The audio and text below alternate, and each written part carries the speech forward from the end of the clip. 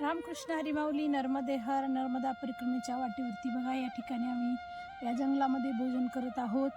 तर तुम्ही म्हणता या जंगलामध्ये आश्रम नाहीत काही नाही, पण इथं भोजन कसं आलं तर बघा, मा रेवा रोटी योजना, मा नर्मदा परिक्रमा पैदल परिक्रमा करणाऱ्या भक्तांसाठी या ठिकाणी परमपूज्य गुरुदेव श्री नीरज भैयाजी महाराज यांच्याद्वारे ही सुंदर योजना आहे की जेवढे काही पैदल परिक्रमावासी जात आहेत, जंगलातून जात असताना त्यांना लवकर आश्रम लागत नाही, जेवणाची व्यवस्था करण्यासाठी भूक लागेल म्हणून त्या ठिकाणी या योजनेनं रस्त्याने चालत असताना ही सुंदर जेवणाची सामुग्री आणून दिलेली बघा.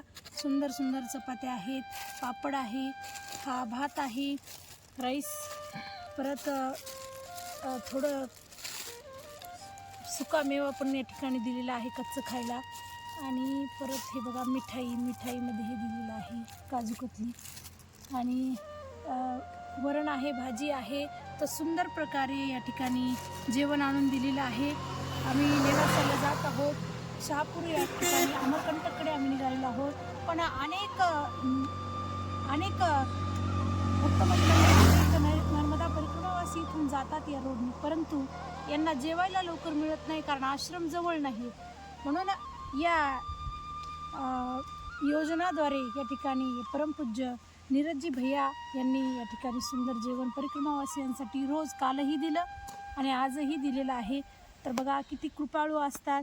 नर्मदा मैया किती कृपाळू आहे की भक्त कुठूनही जात असेल, जंगलात असेल, वनात असेल, पण तिथपर्यंत जेवण आणून देण्यासाठी अनेक भक्त मंडळी या ठिकाणी सेवा देतात.